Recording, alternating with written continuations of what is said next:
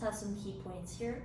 So I begin with behavioral ecology here, and behavioral ecology and ethology are both involved in the study of animal behavior. In AP Bio, you'll be looking more at behavioral ecology, which focuses on the interaction between animals and their environments, and usually includes an evolutionary perspective to it. You'll go over evolution in one of the last units of AP Bio.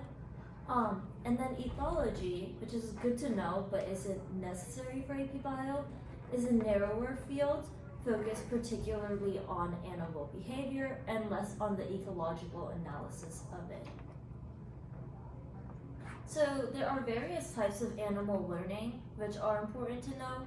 So animal learning will appear a lot on the ecology exam for your summer homework. I didn't see any of these questions on my AP exam. So there's associative learning, which is the process by which animals take one stimulus and associate it with another. And then there's FAP, or fixed action pattern, which is innate, which means that it's pre-programmed into the organism, and it's a response to a stimuli as well. Habituation is a loss of responsiveness to unimportant stimuli. So for example, if you keep hearing a noise over and over, you're going to get used to it and stop noticing it. This is important because in the environment, if there is a stimuli that is not harmful and you are familiar with it, this can help you focus on the more harmful stimuli. And also, like, just for us, for an example, if we kept on feeling our clothes and like thinking they were scratchy, that would be annoying.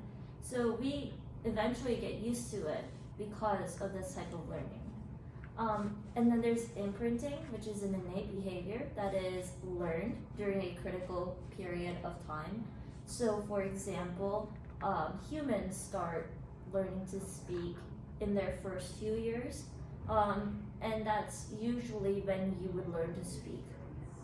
And then there's insight learning, which is the ability to do something right the first time with no prior experience. This is rare, but for example, like you might know how giraffe, like in the first few hours that they're born, they're up on their feet and walking because they need to do it. It's like evolutionary for them because otherwise they're going to be predated. And then there's observational learning, which is the ability of an organism to learn how to do something by watching another individual do it first.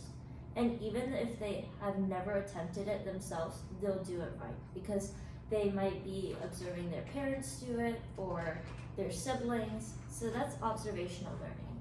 And then there's operant conditioning, which is a type of associative learning that is based on trial and error. So now we have animal movement.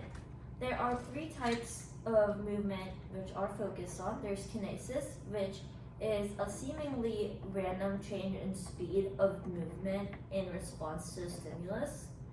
So for example, we see a leopard here. If the leopard does see a prey, for example deer, it might have a rapid increase of speed to hunt.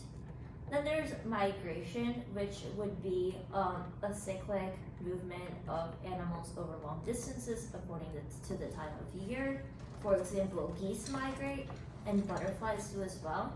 And then there's taxis, which is a reflex movement toward or away from a stimuli. So this might be something caused by fear. For example, if there is deer, like we had in a prior example, it might try to save its life after seeing the leopard come toward it to hunt. I have a question. Would like flinching be considered like a taxis? Yeah, because it is trying to get away from a certain stimuli often if you flinch. So that would also be considered a taxis. So now we have behavior patterns. I know we see a lot here. So some of these are going to be discussed in the AP Bio exam that you take. For example, agonistic behavior, altruistic behavior, and optimal foraging, I know, were on the exam. So agonistic behavior is behavior that results from conflicts over resources.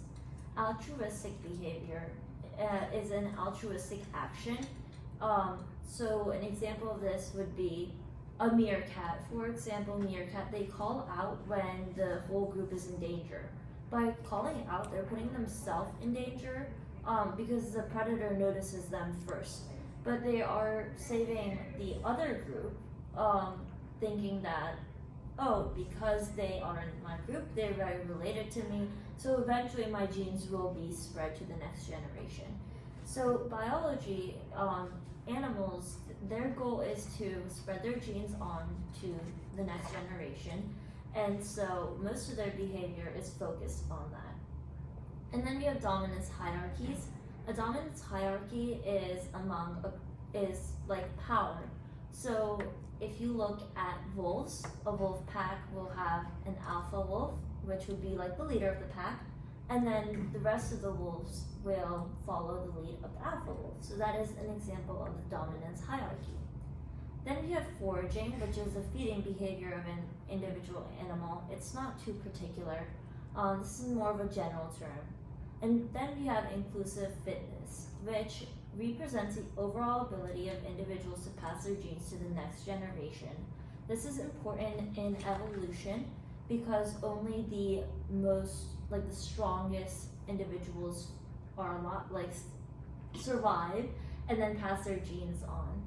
So like for the dominance hierarchy, would elephants do that? Since I heard that the oldest one in the pack of, I forgot what it's called, but like in the group of elephants would lead it. Yeah, if that is the case, then that would be considered a dominance hierarchy. Yep. And then we have optimal foraging, which is a more particular type of foraging.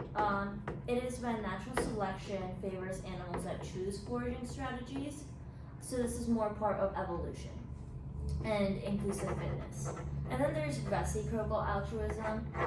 It is a reason individuals behave altruistically.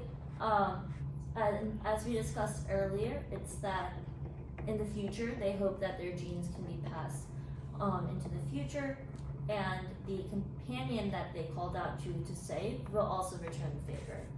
And then there's territoriality, and territorial individuals defend a physical geographic area against other individuals.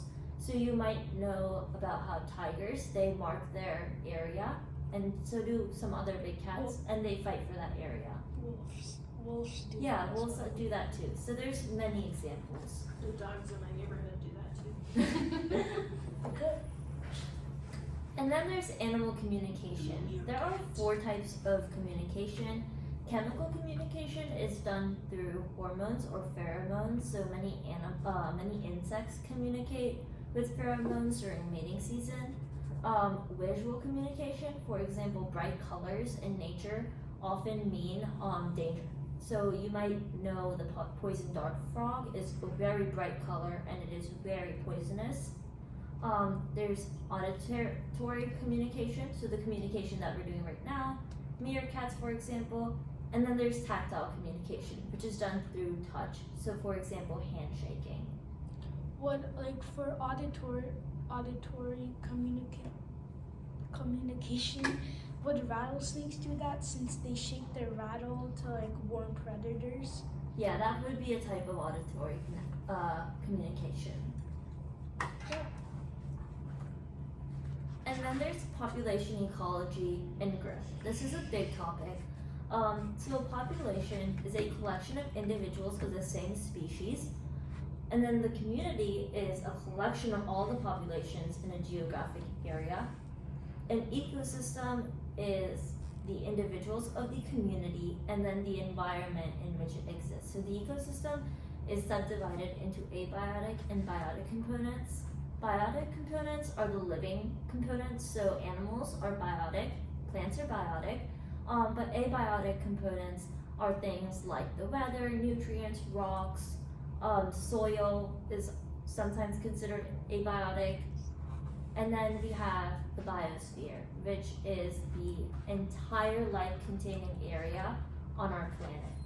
So these categories are all like they're zooming in further and further, and they're important to know for like the growth curves.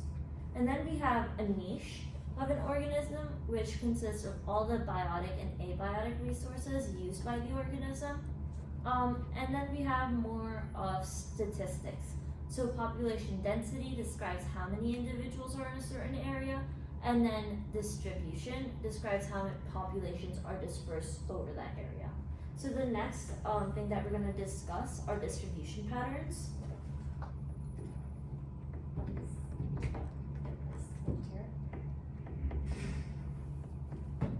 Sorry.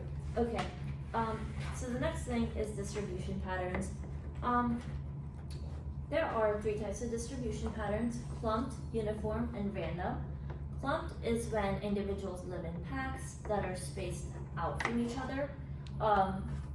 And examples are schools of fish, herds of cattle, or wolves. And then we have uniform, where the individuals are evenly spaced out across a geographic area, such as birds on a wire in a highway. And then there's random distribution, which is when species are randomly distributed, there's no pattern across a geographic area. What would it be called if like a individual species just lives by themselves? I don't know if there's a particular name to that, but I can look over that and then let you know. Yeah, I don't think we covered that in bio this year. So Solitary. That's a good question. yeah, that's a I'm good trying to question. think back too. I don't know. So now we have population growth and size. This is going to be more of logistic curves if you looked at that in math, or exponential curves. So there is biotic potential, which is the maximum growth rate of a population given unlimited resources, unlimited space, and a lack of competition, predators, or disease. So this is a place like this, is a calculation of when organisms are mostly not dying. And then carrying capacity is defined as the maximum number of individuals that a population can sustain in a given environment. So you could think of this as how much an environment can hold. And then there's limiting factors that help control population sizes, because obviously we do not want too many elephants or too many mice taking over planet Earth. So we have limiting factors for that. So there's density dependent factors, which depend on the population. So for example, disease spread would depend on the population. We saw this in COVID. Places which had a higher population had a higher spread of COVID because you come in contact with more people. But density independent factors are not dependent on the amount in the population. For example, the resources that are available could be considered density dependent, because if there's a lack of resources, that's because of a high population. But it's usually considered density independent. I think you had a question.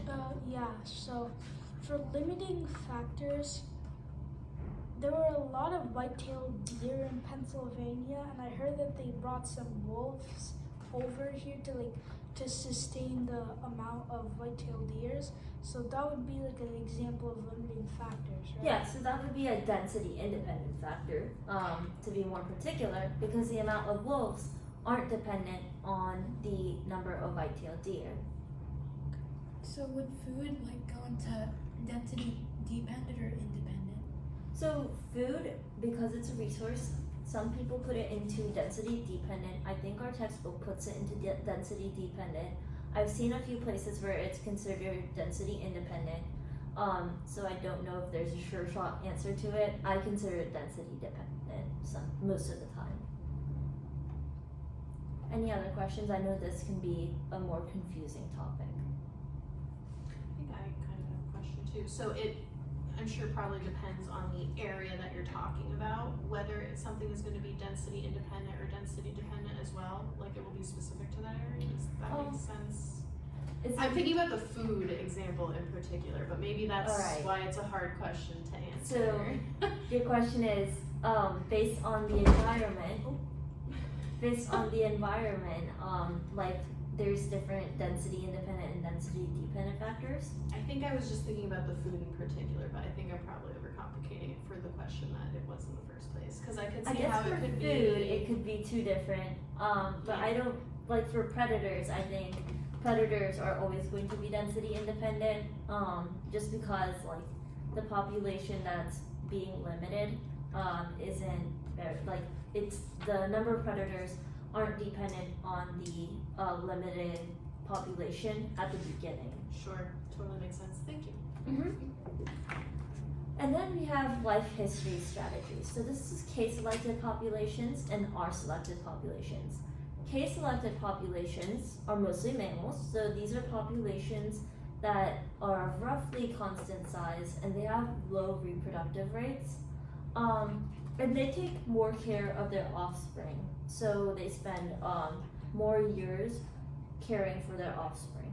Whereas R-selected populations, they have rapid growth, usually a J-curve shape in the graph, and they usually, the offspring mature very quickly, they have a shorter lifespan, and they don't receive as much parental care from parents as much as K-selected populations do.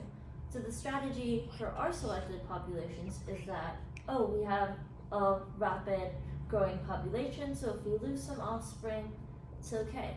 Whereas for K-selected populations, they put in a lot of effort into their offspring to grow them up, and the strategy is to grow them up well. And then we have biological communities.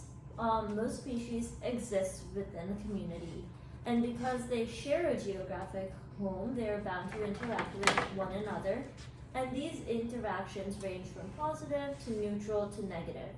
The communities are characterized by the amount of energy they are able to produce and the number of species present in the community. There are different forms of species interaction. So species interaction is symbiosis, and that is a symbiotic relationship in between two different species. Now there's different types of symbiotic relationships. There's commensalism, which is when one organism is benefited but the other organism is unaffected.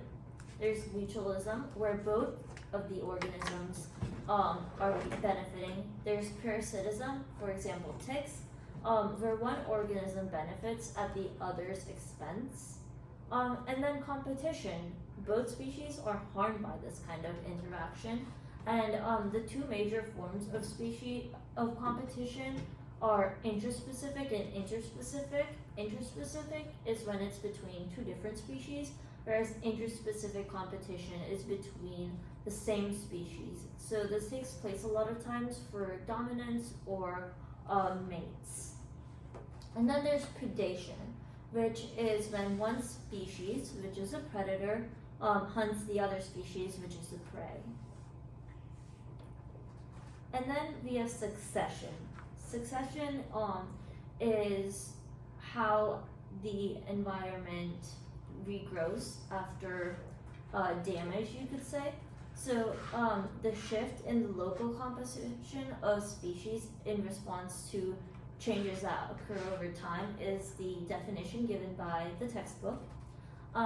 As time passes, the community goes through various stages until it arrives at a final stable state, which is called a climax community. So it is when everything is well developed and they're at the top. Then there is primary succession. This occurs in an area that does not have any life and contains no soil, because soil, if there's soil, it's considered that there could be life there because there's microbes in the soil. A pioneer species, which is usually a small plant, is someone who is able to survive in resource poor conditions and takes hold of barren areas. So usually these are the first to grow in a primary succession area where primary succession is taking place. And as the plant species come and go, they're adding nutrients to the environment. So when they die, they're decomposed and the nutrients are returned back into the soil. So animal species are drawn in by the presence of the new plant life, because if there are more nutrients, more resources, animals are attracted. These animals then contribute to the development of the area with the addition of more organic matter through waste. And then there is also secondary succession, which occurs in an area that had life before, but then was disturbed by major force such as forest fire. So that's what I described earlier. And this type of succession is different from primary succession because there is already soil present on the terrain when the process begins. So that does make plants to grow faster, and life returns faster during secondary succession. And then we have trophic levels from the food chain. So this is similar to the food chain, not exactly, but kind of. It is the movement of energy through the ecosystem. We have photoautotrophs, which are plants, and they are going to convert the energy of light into energy that can be used for life. There are chemoautotrophs, which process chemicals to create energy. So autotrophs are usually plants in general, and they are able to create energy. And then we also have heterotrophs, which are consumers. So all animals are heterotrophs because they consume plants for energy. Herbivores feed on plants for nourishment, and carnivores obtain energy and nutrients from eating the herbivores. And then detrivores help with decomposing, so they obtain energy from consuming dead animals or their waste. So another thing I didn't quite mention on the trophic level slide is that on each trophic level, only 10% of the energy is passed on. So you might have seen a trophic, like a triangle, a pyramid before, the different levels. So it starts with the autotrophs, goes on to primary consumer, secondary, tertiary, and continues. So the producers have the full amount of energy, or the autotrophs. And then 10% of the energy that the autotrophs have are passed on to primary consumers, and so on. I do have a question. What causes the energy loss, and why only 10%? So the energy is used by the organism that holds it. So every time that for example, the secondary consumer consumes the primary consumer, 90% of the energy has been used. And so they estimate that 10% is passed on. Also because it's a loss in gain. Because to get the food, to have the food available, the secondary consumer had to hunt the primary consumer, which is a spending of energy. So they have both of those factors in play. And so that's why they consider the plant to 100% at the beginning, because it did not have to spend energy to receive energy, is what they consider. So now we have disruptions to ecosystems, and this can be done in multiple ways. So there are many factors that disrupt the ecosystem. For example, an invasive species is an organism that is introduced to an area that is not native to, and this can be a big disruptor because it may take up the resources from the non-native species, and sometimes they also hunt non-native species. So it can get hard to control invasive species, and they are disrupting the ecosystem. So one that we have in Pennsylvania is crayfish, the rusty crayfish. For example, there is an event at Valley Forge National Park where you help to take out the rusty crayfish because they are harming the native crayfish in our rivers. And then there are also human disruptors. For example, agriculture, deforestation, pollution, and with the burning of fossil fuels. You will also discuss acid rain, which is contributed to by the burning of fossil fuels by humans.